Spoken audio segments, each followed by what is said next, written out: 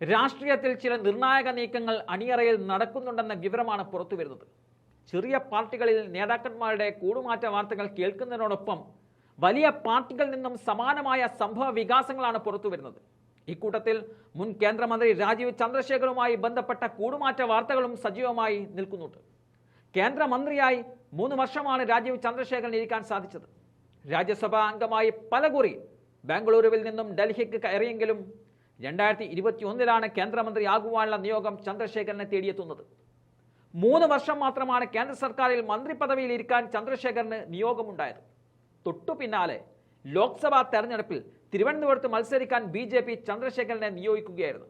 ആദ്യം തന്നെ ശശി തരൂർ മത്സരിക്കുകയാണെങ്കിൽ എതിർ സ്ഥാനാർത്ഥിയേക്കാൻ താല്പര്യമില്ല എന്നതാണ് രാജീവ് ചന്ദ്രശേഖർ BJPയെ അറിയിച്ചത്. എന്നാൽ പ്രതീക്ഷകൾക്ക് വിപരീതമായി തലസ്ഥാനത്തെ ശശി തരൂർ തന്നെയാണ് മത്സരിച്ചത്. ഇതോടെ തോൽവി മണത്ത രാജീവ് ചന്ദ്രശേഖർ പിന്മാറാൻ അവസാനവട്ടം ശ്രമം നടത്തിയെങ്കിലും ഫലമുണ്ടായില്ല. പിന്നാലെ അനുനയ നീക്കങ്ങൾക്കിറങ്ങിയ BJP കേന്ദ്ര നേതൃത്വം തോറ്റാലും കേന്ദ്രമന്ത്രിസ്ഥാനം നൽകാമെന്ന് അറിയിക്കുകയായിരുന്നു. എന്നാൽ ചന്ദ്രശേഖരന്റെ കഷ്ടകാലമെന്ന് പറഞ്ഞാൽ മതി, കേരളത്തിൽ സുരേഷ് ഗോപിയിലൂടെ BJP അക്കൗണ്ട് തുറന്നു. ഇതോടെ ജയിച്ച MP-ക്ക് കേന്ദ്രമന്ത്രിസ്ഥാനം നൽകണമെന്ന ചട്ടത്തിന്റെ പുറത്ത് രാജീവ് ചന്ദ്രശേഖരന് അവസരം നഷ്ടമാവുകയായിരുന്നു. എങ്കിലും ക്യാബിനറ്റ് റാങ്കോടെ മറ്റേതെങ്കിലും പദവി ലഭിക്കുമെന്ന പ്രതീക്ഷയിലായിരുന്നു അദ്ദേഹം മുന്നോട്ട് പോയത്. ഡൽഹി കേന്ദ്രീകരിച്ച് ഇതുമായി ബന്ധപ്പെട്ട ചർച്ചകൾ നടത്തിയെങ്കിലും ഫലം കാണാതെ പോവുകയായിരുന്നു. ഇതിന് പിന്നാലെയാണ് രാഷ്ട്രീയത്തിൽ നിന്നും തൽക്കാലം വിട്ടുനിൽക്കാൻ തീരുമാനിച്ച രാജീവ് ചന്ദ്രശേഖർ പുതിയ തട്ടകം തേടുന്നുവെന്ന റിപ്പോർട്ടുകൾ പുറത്തുവരുന്നത്. കേന്ദ്ര ക്യാബിനറ്റ് പദവിക്ക് വേണ്ടി ഇനി കാത്തുനിൽക്കുന്നതിൽ അർത്ഥമില്ല എന്ന തോന്നൽ ഉണ്ടായതുകൊണ്ടാണോ പുതിയ നീക്കമെന്നത് വ്യക്തമല്ല.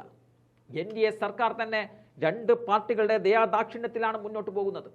വർഷങ്ങൾ കാത്തു നിന്നതിന് ശേഷം ഒരു ക്യാബിനറ്റ് പദവി പോക്കറ്റിൽ വരുമെന്ന പ്രതീക്ഷ സാധാരണ BJP നേതാക്കന്മാർക്ക് പോലുമില്ല. അതുകൊണ്ടാണ് ചന്ദ്രശേഖർ മറ്റു വഴികൾ തേടുന്നത്. നിലവിൽ കോൺഗ്രസ് പാർട്ടിയുമായി ടൈപ്പ് ഉണ്ടാക്കുവാനുള്ള ശ്രമത്തിലാണ് ചന്ദ്രശേഖർ എന്ന റിപ്പോർട്ടുകൾ ഇപ്പോൾ പുറത്തു വരുന്നുണ്ട്. ഇക്കാര്യത്തിൽ കോൺഗ്രസിൽ നിന്നോ രാജീവ് ചന്ദ്രശേഖറിൽ നിന്നോ ഇത് സംബന്ധിച്ച മറുപടികളൊന്നും ഉണ്ടായിട്ടുമില്ല. കോൺഗ്രസ് രാജീവ് ചന്ദ്രശേഖരനെ സംബന്ധിച്ചിടത്തോളം മികച്ച ചോയ്സ് ആണെന്ന് രാഷ്ട്രീയ നിരീക്ഷകർ ചൂണ്ടിക്കാട്ടുന്നുണ്ട്.